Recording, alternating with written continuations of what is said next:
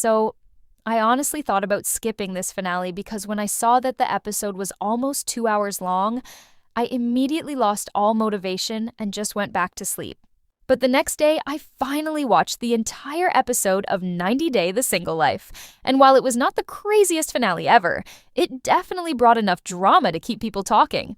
The biggest mess of the night came from Sophie completely panicking.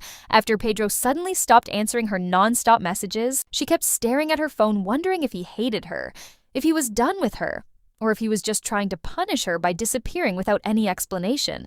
Meanwhile, Liz and Julia showed up at the hotel pool party, and Liz wasted no time throwing a little shade by joking that at least her man actually showed up. The tension became even more awkward when Via arrived, knowing there was still another man waiting back home for her outside this entire situation. Sophie tried acting confused about why Pedro was pulling away, but everyone around her clearly knew exactly why he was upset. After all, she had spent the entire season flirting with other guys, kissing other people, and constantly talking about wanting freedom while still expecting Pedro to stay loyal to her. Pedro finally made it clear through Via that he was not coming because Sophie crossed a line when she kissed somebody else. Even then, Sophie still seemed shocked that he was actually serious about walking away from the relationship. The moment Pedro ignored her phone call and straight up hung up on her, you could tell the relationship was officially over in his mind. At the same time, Pedro was back at the hotel packing all his things while talking about finally finding his dignity after being humiliated over and over again. Honestly, the timing was funny because he suddenly discovered his self-respect right before the trip ended, even though Sophie had been treating him badly for weeks.